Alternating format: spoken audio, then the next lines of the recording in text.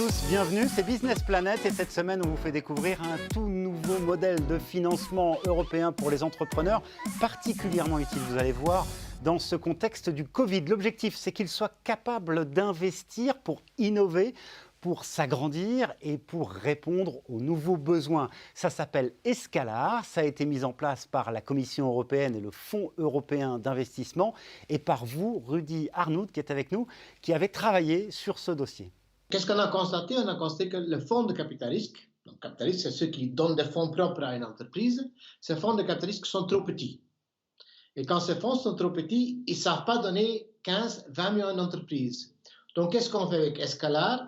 On augmente la capacité d'investissement de ces fonds pour que ces fonds puissent investir dans des entreprises qui vont au développement. Aujourd'hui, on déplore que 45% des entreprises quittent l'Europe pour s'installer ailleurs, pour trouver de l'argent. Et donc, on veut qu'ils ne quittent pas, qu'ils restent chez nous. Oui, dans un premier temps, ce sont 300 millions d'euros qui vont être injectés dans ce système, qui vont, si j'ai bien compris, par effet multiplicateur, générer 1,2 milliard d'euros. Quand on met de l'argent dans un fonds, on met de l'argent à condition qu'eux, ils mettent beaucoup d'argent à côté. Donc, on dit en principe, nous, on va être 25%, peut-être plus.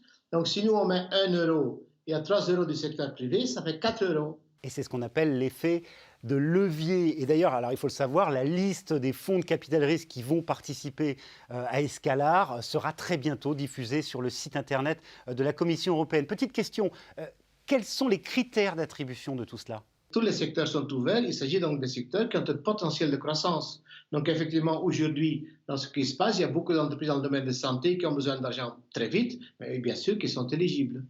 Alors pour mieux comprendre, nous sommes également en ligne avec vous. Dirk Paelink, vous êtes à la tête d'un réseau d'entrepreneurs du secteur de la PropTech. Expliquez-nous tout d'abord de quoi s'agit-il précisément. PropTech is a movement. La PropTech est une tendance qui est née il y a 4 ou 5 ans, qui concerne la transformation technologique et l'innovation numérique dans le secteur immobilier. Nous comptons plus de 2900 membres, des startups et des entreprises de grande envergure. Regardons la situation avant le Covid. Nous avions beaucoup de très bonnes entreprises de technologie de pointe qui venaient de quitter l'Europe. Donc, si elles partent, tous les emplois qu'elles créent partent aussi. En même temps, il ne nous reste pas beaucoup de temps pour mettre en œuvre certaines mesures que nous devons prendre dans le cas du Covid. Oui, pour vous, cette initiative Escalar, elle tombe au bon moment. Pourquoi votre secteur a-t-il besoin, là, dans le contexte du Covid, de financement rapide et important ?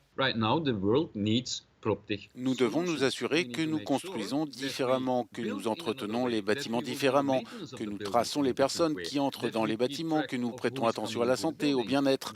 Beaucoup de nouvelles mesures, y compris en matière d'innovation technologique, devront être mises en œuvre dès maintenant.